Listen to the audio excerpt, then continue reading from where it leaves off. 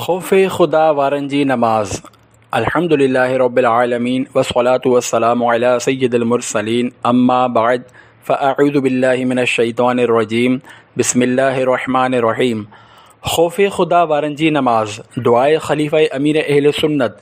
या अल्लाह पाक जेको बि मुकम्मल रिसालो खौफ़ खुदा वारनि जी नमाज़ पढ़ी या ॿुधी वठे उनखे पंहिंजो हक़ीक़ी खौफ़ खुदा अता फ़रमाए करे उनखे वालिदैन समेत बेहिसाब बख़्शे छॾ। आमीन बिजाह ख़ातमिन नबिय्यीन सल्लल्लाहु अलैहि वसल्लम।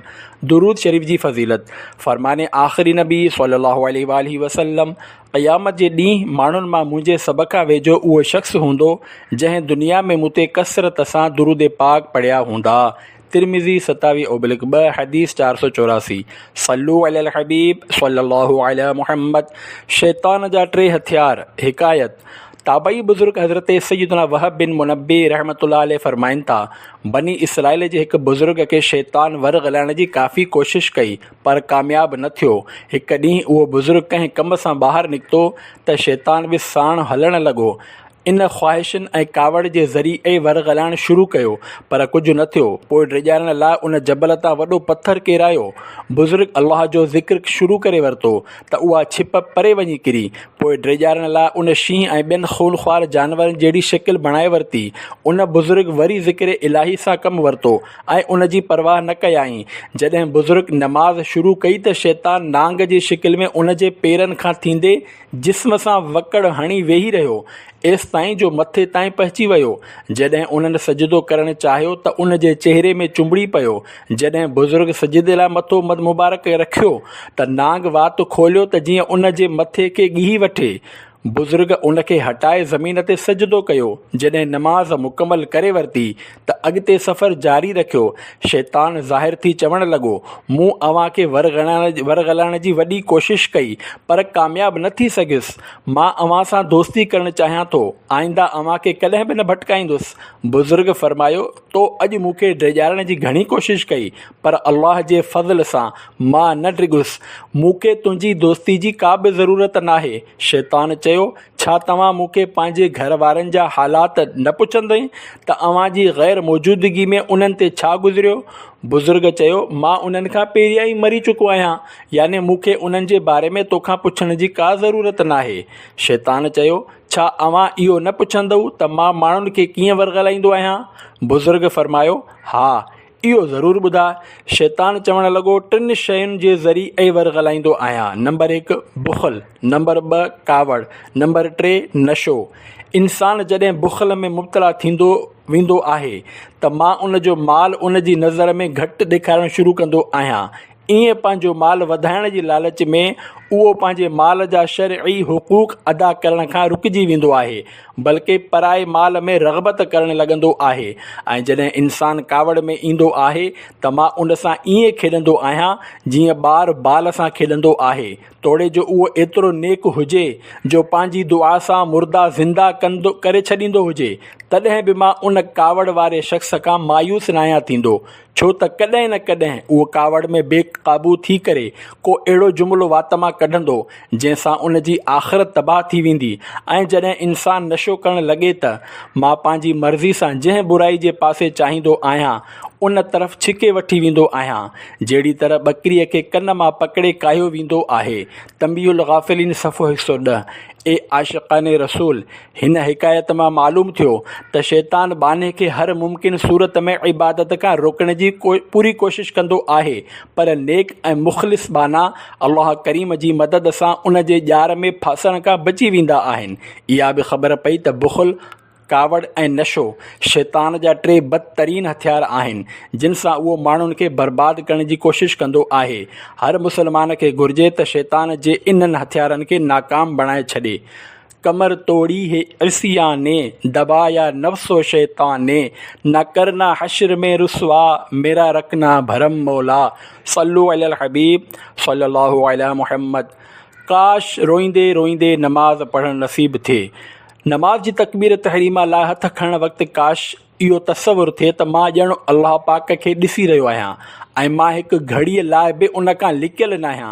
ख़ुशकिस्मती जो क़याम वारी हालत में मथो नदामत सां झुकियल हुजे, कुल्हा हिबत खां ॾकी रहिया हुजनि, चहिरो ख़ौफ़ जे सबबु फिको थियल हुजे, दिलि में ख़ुशू जी कैफ़ियत हुजे ऐं उज़वनि खां बि इन जो इज़हार थी रहियो हुजे, पिणु अखियुनि मां नीर जारी हुजनि ऐं रुकू ऐं सजदनि में इन जी अज़मत साम्हूं हुजे, पिणु सजदे में इहो यक़ीन बि हुजे त मां हिन वक़्तु अल्लाह पाक जे घणो वेझो आहियां, जीअं त फ़रमाने मुस्तफ़ा सल्लल्लाहु अलैहि वसल्लम आहे, मानो अल्लाह पाक जे सभ खां वधीक वेझो सजदे वारी हालत में हूंदो आहे।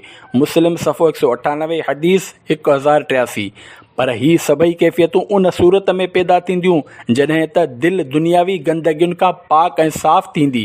दिलि में इहो ख़्यालु त अल्लाह करीम ॾिसी रहियो आहे ऐं जवाबु ॾियण लाइ उन जे साम्हूं पेश थियण जो अहसासु थिए ऐं ज़हन में आख़िरत जो फ़िक्र रचियल हुजे। मुबारक सीनो देगिड़ीअ जीअं टहिकंदो हो। सरकार मदीना सल्लल्लाहु अलैहि वसल्लम जॾहिं नमाज़ अदा कंदा हुआ त पाण सगोरन सल्लल्लाहु अलैहि वसल्लम जो सीनो मुबारक देगिड़ी जीअं टहिकंदो हो। मसनद इमाम अहमद जिल्द 5 सफ़ो 501 हदीस 16-3-26।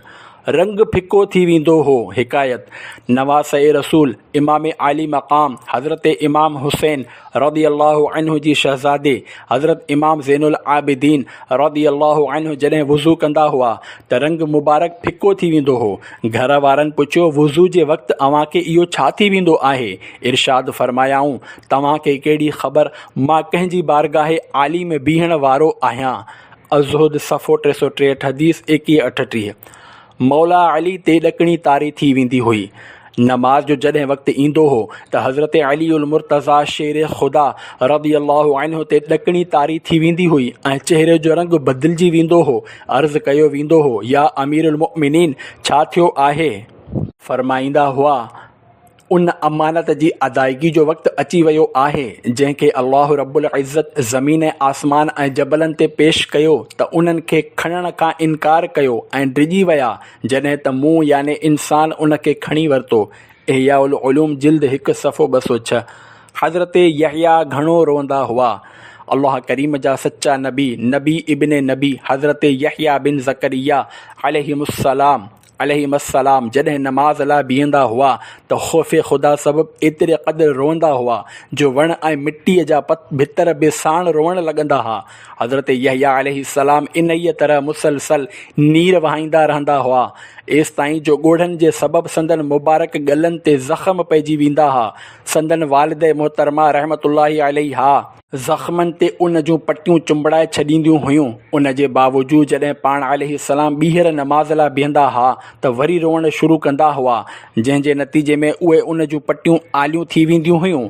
जॾहिं वालिद मोहतरमा उन्हनि पटियुनि खे सुकाइण लाइ निपोड़ींदियूं हुयूं ऐं पाण अलैहिस्सलाम पंहिंजे लुड़कनि जो पाणी अमड़ सगोरीअ जे बांह ते किरंदे ॾिसंदा हुआ त बारगाह इलाही में अर्ज़ु कंदा हुआ, ए अल्लाह करीम, हीअ मुंहिंजा लुड़क आहिनि, हीअ मुंहिंजी वालिद मोहतरमा आहे ऐं मां तुंहिंजो बानो आहियां जॾहिं त तूं सभ खां वधीक रहम कंदड़ आहीं।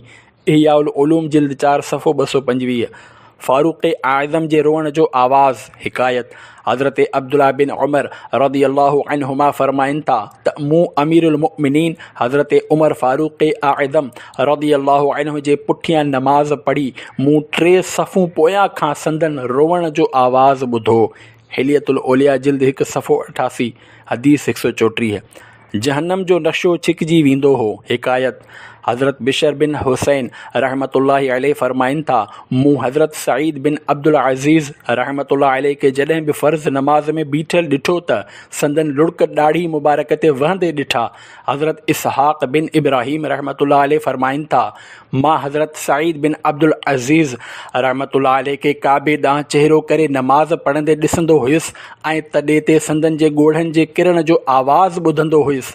हज़रत अबू अब्दुर्रहमान असदी रहमतुल्लाहि अलैहि फरमाइनि था, मूं हज़रत सईद बिन अब्दुल अज़ीज़ रहमतुल्लाहि अलैहि खे अर्ज़ु कयो, ए अबू मुहम्मद तव्हां नमाज़ में रोअंदा छो आहियो? पुछियाऊं, ए भाइटिया इहा ॻाल्हि छो था पुछो? मूं अर्ज़ु कयो, शायदि इन सां अलाह पाक मूंखे फ़ाइदो पहुचाए।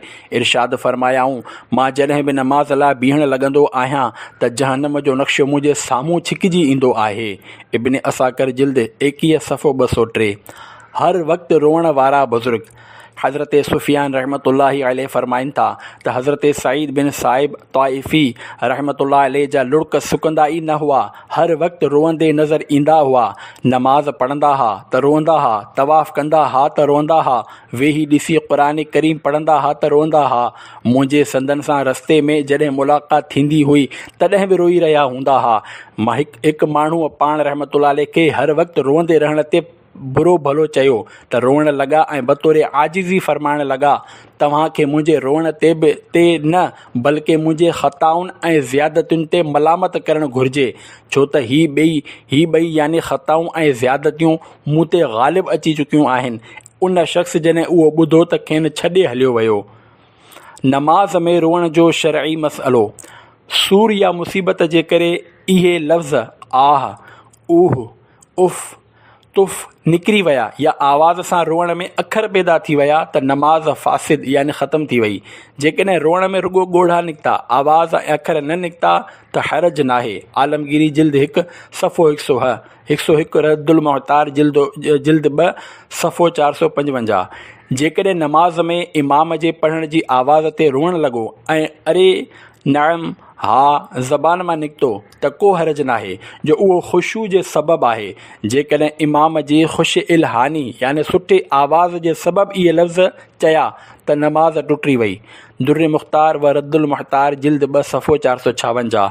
तू डर अपना इनायत कर, रहें इस डर से आँखें तर, मिटा खौफ जहाँ दिल से, मिटा दुनिया का गम मौला। सल्लु अलल हबीब सल्लल्लाहु अलैहि मुहम्मद।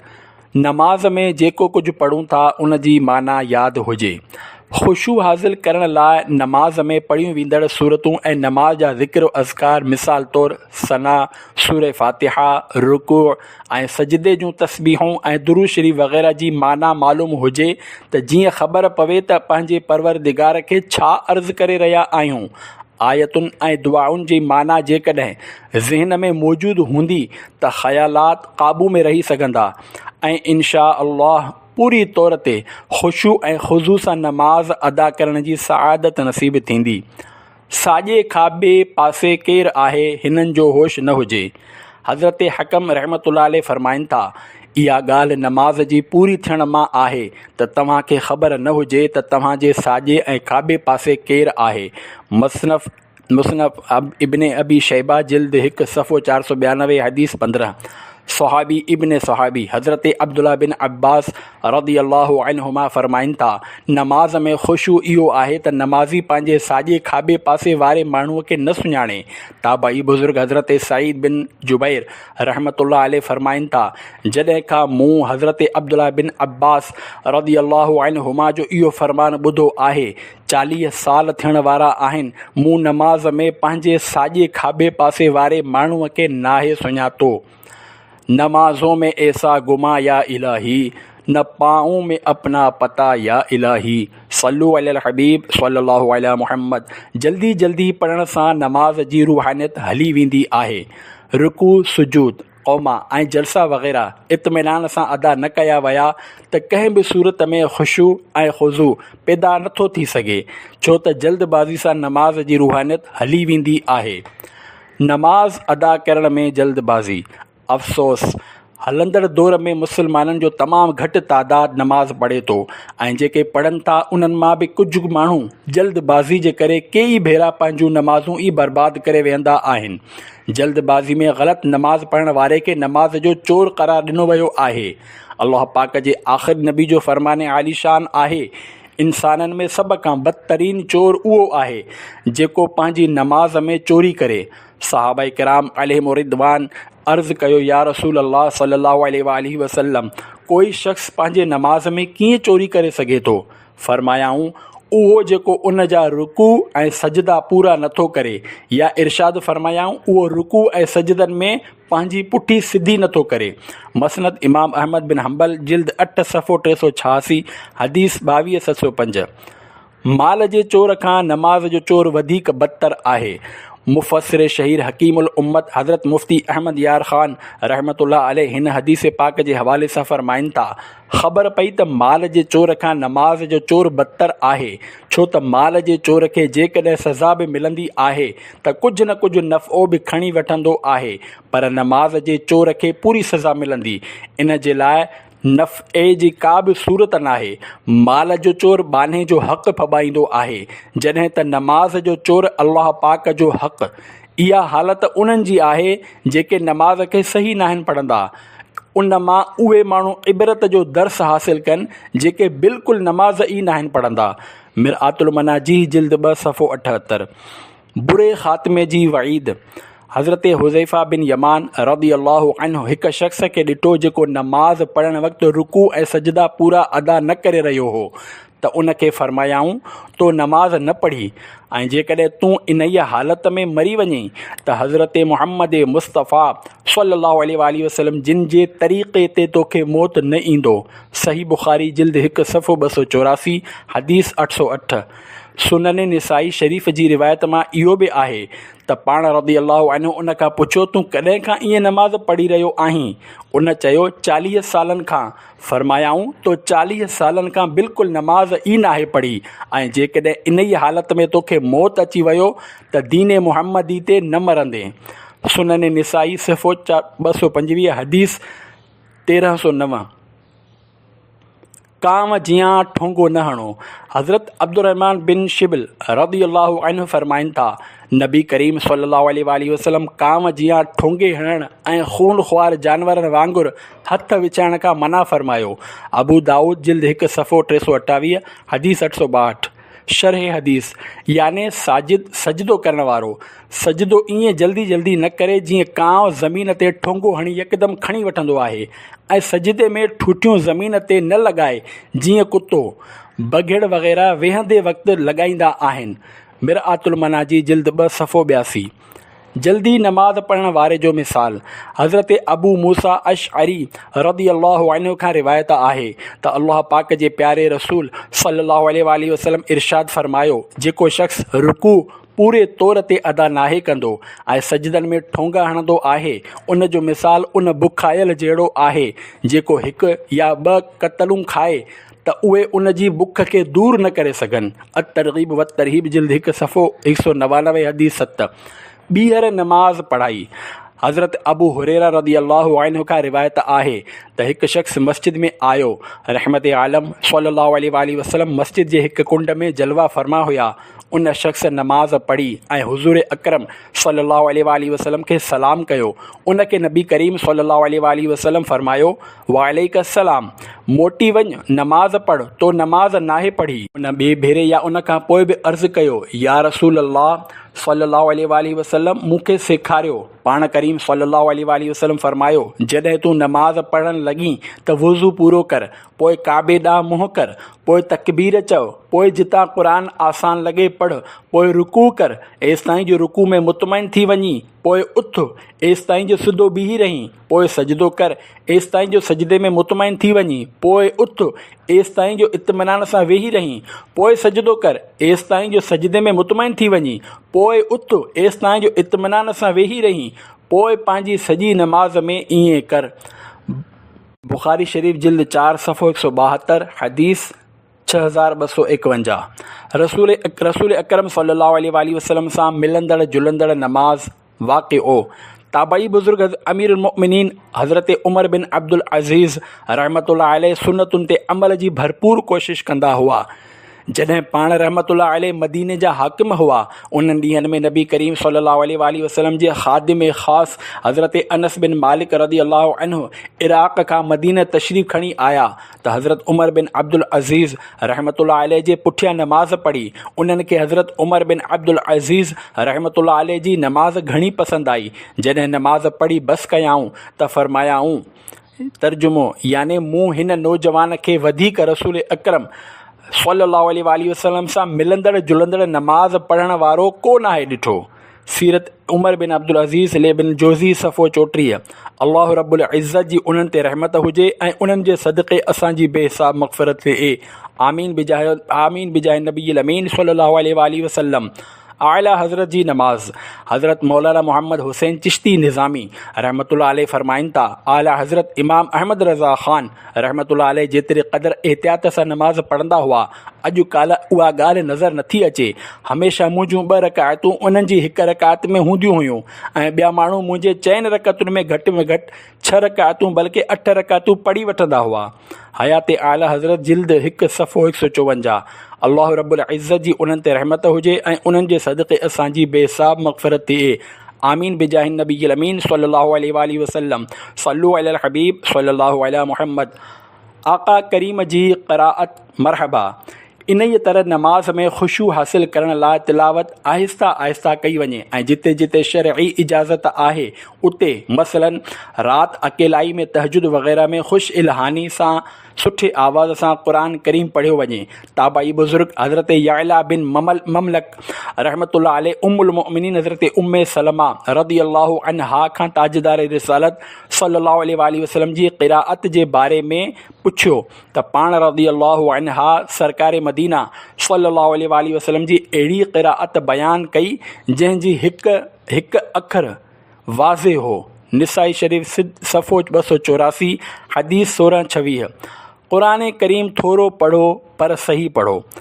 हज़रत मुफ्ती अहमद यार ख़ान रहमतुल्लाह अलैह मिरआतुल मनाजी में फ़रमाइनि था, याने पाण करीम सल्लल्लाहु अलैहि वसल्लम जी क़िराअत निहायत आहिस्तगी सां ऐं साफ़ हुई, जंहिंसां हर कलमो जुदा जुदा सम्झण में ईंदो हो ऐं हर कलमे जा अखर हा, क़ीन, ज़ा, ज़ाल, ज़ा, दौद वाज़े तौर सम्झिया वेंदा हुआ। हिकु कलमो ॿिए कलमे सां मिलियल न हूंदो हो। तिलावत क़ुरान करीम जो इहो ई तरीक़ो हुजणु घुरिजे। वधीक पढ़ण जी कोशिशि न करियो, थोरो थोरो पढ़ो पर सही पढ़ण जी कोशिशि करियो। मिरातुल मनाजी जिल्द 2 सफ़ो 247। सुठो कारी उहो जेको अल्लाह खां डिॼण वारो हुजे। हज़रत ताऊस रहमतुल्लाह अलैह बयानु कनि था, नबी करीम सल्लल्लाहु अलैहि वसल्लम जी ख़िदमत में अर्ज़ु कयो वियो, कहिड़ो माण्हू क़ुरान करीम में ख़ुशि आवाज़ ऐं सुहिणी क़िराअत वारो आहे। फ़रमायाऊं, उहो जॾहिं तूं उनखे क़ुरान पढ़ंदे ॿुधी त महसूस करीं त उहो अल्लाह पाक खां डिॼी रहियो आहे। दारमी जिल्द 2 सफ़ो 563 हदीस 3499। ॿुधण वारनि जो जिस्म कांडारजी वेंदो हो। हज़रत मुफ्ती अहमद यार ख़ान रहमतुल्लाह अलैह हिन हदीस पाक जे हवाले सां फ़रमाइनि था, इहा हदीस उन्हनि सभिनी हदीसुनि जी शरह आहे जंहिंमें सुठे आवाज़ सुठी तिलावत जो हुकुम ॾिनो वियो आहे, याने दर्द दिलि पैदा कंदड़ अदा ऐं ख़ौफ़ ख़ुदा वारी क़िराअत भली आहे। नफ़्स आवाज़ याने पढ़ण वारे जो असलु आवाज़ सन्हो हुजे। नफ़्स आवाज़ याने पढ़ण वारे जो असलु आवाज़ सन्हो हुजे या थुल्हो। कुझु बुज़ुर्गनि खे ॾिठो वियो त उन्हनि जो आवाज़ थुल्हो हो, पर उन्हनि जी तिलावत सां पंहिंजो ऐं ॿुधण वारनि जो जिस्म कांडारजी वेंदो हो, दिलियूं कंबण लॻंदियूं हुयूं। अल्लाह पाक अहिड़ी तिलावत नसीब करे।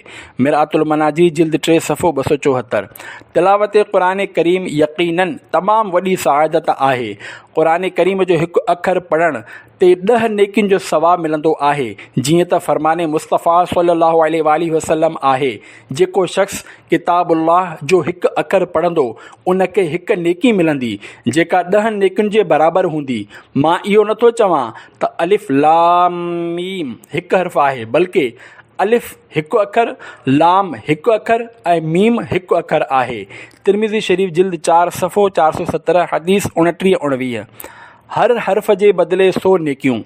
अमीरुल मोमिनीन हज़रत अली मुर्तज़ा रज़ियल्लाहु अन्हु फ़रमाइनि था, जेको नमाज़ में बिही क़ुरान करीम जी तिलावत करे उन जे लाइ हर हर्फ़ जे बदिले 100 नेकियूं आहिनि, ऐं जेको नमाज़ में वेही तिलावत करे उन जे लाइ हर हर्फ़ जे बदिले 50 नेकियूं आहिनि, ऐं जेको नमाज़ खां अलावा बावुज़ू तिलावत करे उन जे लाइ 25 नेकियूं आहिनि, ऐं जेको बिना वुज़ू तिलावत करे उन लाइ 10 नेकियूं आहिनि। ऐं राति जो क़याम अफ़ज़ल आहे, छो त उन वक़्तु दिलि वधीक फ़ारिग़ हूंदी आहे। इहया उल उलूम जिल्द 1 सफ़ो 366। कुझु इस्लामी भाइर जल्दी जल्दी क़ुरान करीम पढ़ंदा आहिनि त जीअं वधि खां वधि तिलावत जी सआदत हासिल करे वठिजे, पर तिलावत जे दौरान तजवीदी क़ाइदनि जो ख़्यालु नाहिन कंदा ऐं ग़लति सलत पढ़ी वेंदा आहिनि। हालांकि क़ुरान करीम जे अखरनि जी दुरुस्त अदायगी ऐं ग़लति पढ़ण खां बचणु फ़र्ज़ ऐन आहे। जीअं त आला हज़रत इमाम अहमद रज़ा ख़ान रहमतुल्लाह अलैह फ़रमाइनि था, बेशक एतिरी तजवीद सिखणु जंहिंसां अखरनि जी दुरुस्त अदायगी थिए ऐं ग़लति पढ़ण खां बची सघे फ़र्ज़ ऐन आहे। फ़तावा रज़विया मुख़रजा जिल्द 6 सफ़ो 343। क़ुरान पाक आहिस्ते आहिस्ते पढ़णु घुरिजे। सीपारे 29 सूरतुल मुज़म्मिल जी 4हीं आयत में इरशाद ख़ुदावंदी आहे, वरत्तलिल क़ुरआन तरतीला, तर्जुमो कंज़ुल ईमान, ऐं क़ुरान ख़ूब ढरो ढरो पढ़। मुंहिंजा आका आला हज़रत रहमतुल्लाह अलैह तरतील जी वज़ाहत कंदे नक़ल कनि था, क़ुरान मजीद अहिड़ी तरह आहिस्ता ऐं रुकी पढ़ो जो ॿुधण वारो हिन जी आयतुनि ऐं लफ़्ज़नि खे ॻणी सघे। फ़तावा रज़विया मुख़रजा जिल्द 6 सफ़ो 276। पिणु फ़र्ज़ नमाज़ में अहिड़ी तरह तिलावत करे जो अलॻि अलॻि हर्फ़ सम्झ में अचे। तरावीह में मुतवसित याने दरमियानी तरीक़े ते ऐं राति जे नफ़लनि में एतिरो जल्दी पढ़ी सघे थो जंहिंखे उहो पाण सम्झी सघे। दुरे मुख़्तार जिल्द 2 सफ़ो 320 मदारिक में आहे, इत्मिनान सां हुरूफ़ अलॻि अलॻि वक़्फ़ याने रुकण वग़ैरह जी अलामतुनि जी हिफ़ाज़त ऐं सभिनी हरकतुनि याने ज़ेर ज़बर वग़ैरह जी अदायगी जो ख़ासि ख़्यालु रखिणो आहे। तरतीला याने ख़ूब आहिस्ता आहिस्ता हिन मसइले में ताक़ीद पैदा करे रहियो आहे त इहा ॻाल्हि तिलावत करण लाइ तमामु ज़रूरी आहे। तरतील जा अहकाम ॼाणण लाइ फ़तावा रज़विया जिल्द 6 सफ़ो 275 खां 282 जो मुतालो कयो। अवाम दरमियानी दर्जे जी जल्दी तिलावत कनि। फ़तावा रज़विया जिल्द 7 सफ़े 478 खां 479 ते आहिस्ते आहिस्ते ऐं दरमियानी रफ़्तार सां पढ़ण जे हवाले सां तमामु ख़ूबसूरत कलाम कयो वियो आहे। हिते उन जो ख़ुलासो आसान लफ़्ज़नि में अर्ज़ु करण जी कोशिश कजे थी। जेके माण्हू क़ुरान करीम पढ़ण में ग़ौर ऐं फ़िक्र करण जी सलाहियत नथा रखनि, उन्हनि लाइ तिलावत करण में विचें दर्जे जी जल्दी ई अफ़ज़ल हुअणु घुरिजे त जेतिरे क़द्रु जल्दी पढ़ंदा एतिरे क़द्रु तिलावत वधीक थींदी। ऐं क़ुरान करीम जे हर हर्फ़ ते 10 नेकियूं आहिनि। 100 जी जॻह ते 500 हुरूफ़ पढ़ंदासीं त 1000 जी जॻह 5000 नेकियूं मिलंदियूं ऐं हर सवाबु सम्झण ई न ते मौक़ूफ़ नाहे। वाक़िओ हज़रत इमाम अहमद बिन हम्बल रहमतुल्लाह अलैह अल्लाह पाक जी ख़्वाब में ज़ियारत कई ऐं अर्ज़ु कयाईं, ए मुंहिंजा रब, कहिड़ी शइ तुंहिंजे ॿारनि खे तुंहिंजे अज़ाब खां छॾाइण वारी आहे? फ़रमायो, मुंहिंजे किताब याने क़ुरान करीम। अर्ज़ु कयाईं, उन खे सम्झी पढ़णु या बिना सम्झी? फ़रमायो, ॿिन्ही तरह याने सम्झी करे पढ़णु ऐं बिना सम्झी पढ़णु। तफ़सील जे लाइ ॾिसो फ़तावा रज़विया जिल्द 7 सफ़ो 478 479। तिलावत की तौफ़ीक़ दे दे इलाही, गुनाहों की हो दूर दिल से सियाही, सल्लु अलल हबीब सल्लल्लाहु अलैहि मुहम्मद। नमाज जा ज़रूरी मसअला ॼाणणु ज़रूरी आहे। नमाज जा ज़रूरी मसअला ॼाणणु ज़रूरी आहे छो त जेको नमाज जे फ़राइज़, वाजिबात, सुन्नतुनि ऐं नमाज खे फ़ासिद करणु टोड़ण वारनि शयुनि वग़ैरह जो इल्मु रखंदो आहे, उहो चङी तरह नमाज़ पढ़ी सघंदो आहे। जॾहिं त जेको नमाज जे ज़रूरी मसइलनि खां अणॼाण हुजे, उहो दुरुस्त नमाज़ कीअं अदा करे सघंदो? यादि रहे, जंहिं ते नमाज़ फ़र्ज़ु आहे उन ते नमाज जा ज़रूरी मसइला ॼाणणु बि फ़र्ज़ु आहे। घोट जी नमाज़ हिकायत। ए आशिक़ान रसूल, इंतिहाई नाज़ुक दौरु अची वियो आहे। असां वटि अहिड़नि मुस्लमाननि जो बि हिकु तादाद आहे जिन खे नमाज़ पढ़णु बिल्कुलु बि नथी अचे। जीअं दावत इस्लामी जे हिकु मदनी इस्लामी भाउ जो बयानु आहे त मां कराची जी हिकु मस्जिद में इमाम आहियां। हिकु राति इशा जी नमाज़ खां पोइ मदरसुल मदीना बराए बालिग़ान जे सिलसिले में असां कुझु इस्लामी भाइर मस्जिद में मौजूदु हुआसीं त हिकु घोटु पंहिंजे कुझु दोस्तनि समेत मस्जिद में आयो ऐं मूंखे चवणु लॻो त मूंखे नमाज़ पढ़ायो। मूं जवाबु ॾिनो, नमाज़ त मूं पढ़ाए छॾी आहे, तव्हां पंहिंजी पढ़ी वठो। उन वरी चयो त न, मूंखे अव्हां नमाज़ पढ़ायो। त हाणे मां उन जी ॻाल्हि सम्झी वियुसि त उहो चई रहियो आहे मूंखे बिल्कुलु नमाज़ पढ़णु ई नथी अचे, तंहिं करे अव्हां मूंखे तरीक़ो ॿुधायो। मूं हिकु सुलझियल इस्लाम भाउ खे चयो त अव्हां हिन खे तरीक़ो ॿुधायो। उन्हनि तरीक़ो ॿुधायो, पर 34 सालनि जे घोट खे रुकू, सुजूद, अतहियात वग़ैरह जे मुतलिक़ का बि ॼाण न हुई त रुकू ऐं सुजूद छा खे चइबो आहे ऐं कीअं अदा कबा आहिनि। आहिनि एसि ताईं जो उनखे हिकु हिकु शइ ॿुधाइणी पई त हथ कननि ताईं खणी दुन जे हेठां ॿधो, रुकू ऐं सजदो हिन तरह कयो। ईअं शुरू खां आख़िर ताईं उनखे हिकु हिकु शइ ॿुधाई वई। ऐं उहो घोटु नमाज़ इशा पढ़ण लाइ न बल्कि उन करे आयो हो त उन जी बिरादरी में शादी जे मौक़े ते घोट खे 2 रकातूं नफ़िल अदा करण जी रस्म थींदी आहे। मस्जिद तो बना दी शब भर में ईमा की हरारत वालों ने, मन अपना पुराना पापी है बरसों में नमाजी बन न सका। क़ब्र जी पहिरीं राति नाले बयान ज़िंदगी बदिलाए छॾी। ए आशिक़ाने नमाज़ुनि में जल्दबाज़ी जी अलामत मिटाइण, नमाज़ुनि जा ज़रूरी मसइला ॼाणण ऐं नमाज़ में ख़ुशू ऐं ख़ुज़ू जो जज़्बो वधाइण लाइ मदनी क़ाफ़िलनि में सफ़र जो मामूल बणायो। अवां जी तरग़ीब लाइ हिकु मदनी बहार पेश कजे थी। जीअं ॾहरकी ज़िला घोटकी सिंध जो इस्लामी भाउ उमिरि लॻभॻि 24 साल दुनियादार क़िस्म जो नौजवान हो, जेको दीनी मालूमात खां घणो परे हो। न नमाज़ुनि जी पाबंदी, न रोज़नि जो ख़्यालु, कुझु बि न हो।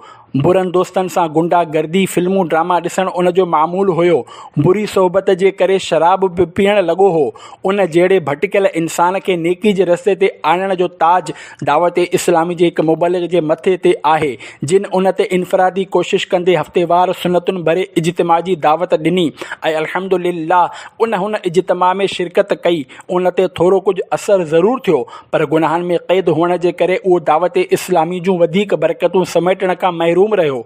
वरी कुझु अरसे खां पोइ साॻे इस्लामी भाउ उनखे आशिक़ान रसूल सां गॾु 3 ॾींहंनि जे मदनी क़ाफ़िले में सफ़र जी दावत ॾिनी, जंहिं ते लब्बैक चवंदे उन राह ख़ुदा में सफ़र इख़्तियार कयो। मदनी क़ाफ़िले जे दौरान हिकु मुबलिग 63 ॾींहं जो मदनी तरबियती कोर्स करण जो ज़हन ॾिनो ऐं उनखे उहो कोर्स करण जी सआदत बि नसीब थी। उन ई कोर्स जे दौरान फैज़ान मदीना कराची में थियण वारे 3 ॾींहंनि जे तरबियती इज्तिमा में शिरकत जो मौक़ो मिलियो, जिते उन बयान क़ब्र जी पहिरीं राति ॿुधो त उन जी दिलि में तब्दीली जी लहर दौड़ण लॻी ऐं उन अॻूणनि गुनाहनि खां तौबह कंदे सुनतुनि भरियो हुलियो अपनाइण जी पक्की नियत करे वरिती। अल्हम्दुलिल्लाह उनखे हिकु मस्जिद में इमामत जी सआदत बि हासिल थी ऐं इलाक़ाई मुशावरत जे निगरान जी हैसियत सां दावत इस्लामी जो मदनी कमु करण जी ज़िम्मेदारी बि मिली। सल्लू अलल हबीब सल्लल्लाहु अलैहि मुहम्मद। तेरा शुक्र मौला दिया मदनी माहौल, ना छूटे कभी भी खुदा मदनी माहौल।